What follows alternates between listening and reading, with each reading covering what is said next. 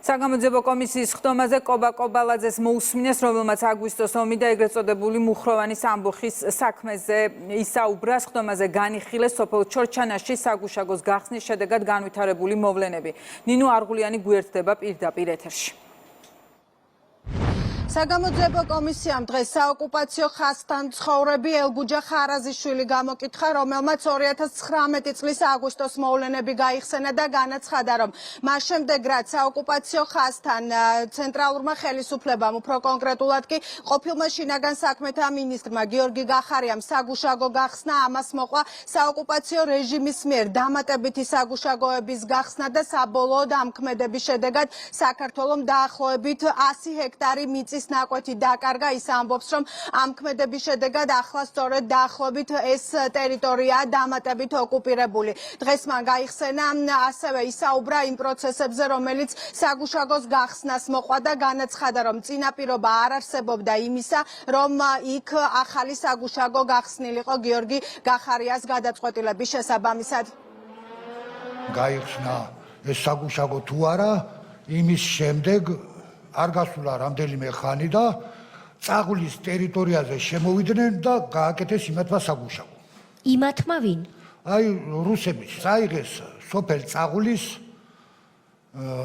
დღე შემოვიდნენ დაახლოებით კილომეტრი ნახევარი. ბატონმა გიორგი გახარიამ გითხრა, რომ ეს არ არისო სიმართლეო. ანუ რასაც თქვენ ბრძანებთ, რომ სწორედ 24 აგვისტოს როდესაც შინაგან საქმეთა სამინისტრომ აღმართა იქ საგუშაგო, ამით მეო ამ გადაწყვეტილებით დავიცავი ჩემი ქვეყნის ტერიტორიებიო და იქო არაფერი დაკარგულაო. იქ რომ გაკეთდა, ჩვენემარო საგუშაგო გააკეთეს, იმის მერე ამათმა შემოიწიეს კილომეტრი ნახევარი, ეს მდინარეც გადმოლახეს და მანამდე ამ ტყით სარგებლოდით სოფელი.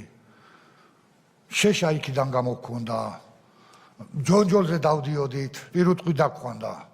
ახლა ვერანაირად ვეღარ შევდივართ იქ, ყველანაირი აკრძალულია.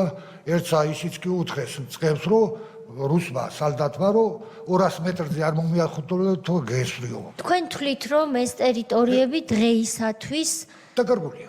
დაკარგული. ადრე შედიოდით. დარწმუნებული ხართ, სწორად გახსოვთ? როგორ არ მახსოვს, ბავშვი ხო არა ვარ, 65 წლის კაცი ვარ. თქვენთვის ცნობილია, რომ ის ტერიტორია, რომელსაც თქვენ ვეღარ იყენებთ, არის 100 ჰექტარზე მეტი ტყე. კი. თქვენ ხომ არ შეგიმჩნევიათ იმ ტყეში, მანამ სანამ საქართველოს ჩააყენებდა შინაგან საქმეთა სამინისტრო საგუშაგოს. მაგალითად, ხეებზე ყვითელი ნიშნულები, რომ ვიღაცას უნდა ამის წაღება, მავთულხლართის გავლება, არ შეგიმჩნევიათ. თქვენ რაც ბრძანეთ, რომ 100 ჰექტარ ტყეზე მეტი ტერიტორია რუსულმა საოკუპაციო ძალამ მიიერთა ამ ნაბიჯის შემდეგ, რაც გიორგი გახარიას გადაწყვეტილებით მოხდა. ეს მარტო თქვენი აზრია თუ თანასოფლელებიც ამ აზრზე არიან? მარტო წაღლის მაცხოვრებლების აზრია თუ ჩორჩანელების აზრიც არის? როგორიც? ვიცი წაღული. წაღული. საგამოძიებო კომისიამ დღეს მოусმინა გენერალ კობა კობალაძეს, რომელმაც აგვისტოს ომის მოვლენების გარდა ისაუბრა მუხროვანის ეგრეთ წოდებულ ამბოხთან დაკავშირებით. ის ამბობს, რომ ეს ამბოხი მაშინდელ ხელისუფლებას კონკრეტული დანაშაულების გადასაფარად უნდა და სხვა შემთხვევაში ბატალიონს ამბოხის გეგმა არ ქონია. შესაბამისად ამ პროცესს რამდენიმე ადამიანი ისე შეეწირა, რომ დანაშაული არც კი ჩაუდენია. კობა კობალაძემ დღეს კონკრეტული გვარებიც დაასახელა.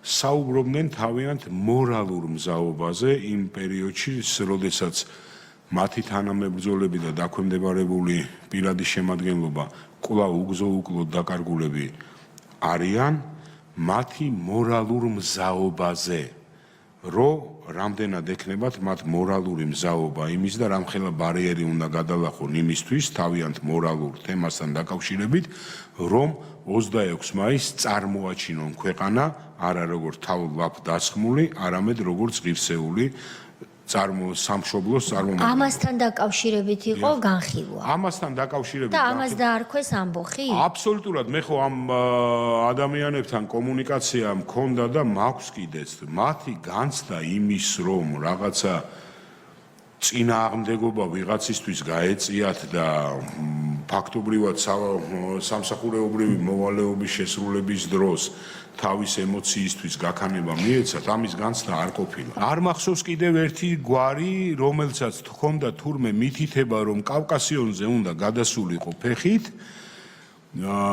მეორე მხარეს, რუსეთის მხარეს აეღო 64 მილიონი დოლარი თუ არ ვცდები ზურგჩანთით და ფეხით გადმოეტანა უკან ამბოხებულებისთვის. აი ამ დონის აბსურდის თეატრამდე მიდიოდა ეს ყველაფერი და ეს განხილვა სერიოზულად მიდიოდა სასამართლო პროცესზე. ეთყობა ფილმი ქონდა ნახული. ერთი ტყვია გავარდა? ტყვია გავარდა, როდესაც ეს უდანაშაულო კაცები დახვრიტეს. სამხედრო ნაწილის ყოველდღიური ცხოვრების რუტინა, ტექნიკის დაქოქვა, ავტომატის გაწმენდა, ყოველდღიური გეგმის შესრულება.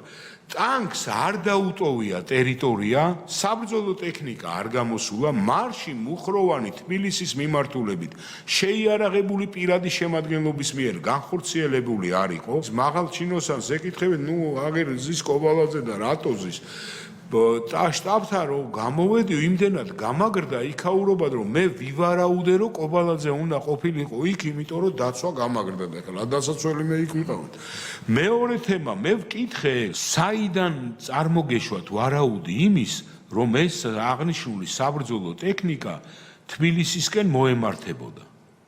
აი ვივარაუდეთ, უმაღლესი მთავარსარდალი რომ მოვიდა ორგანიზებულად გამოიყვანეს პირადი შემადგენლობა მოეწყო ლანძღეს ის ჯარისკაცები და დამთავრდა მაგით.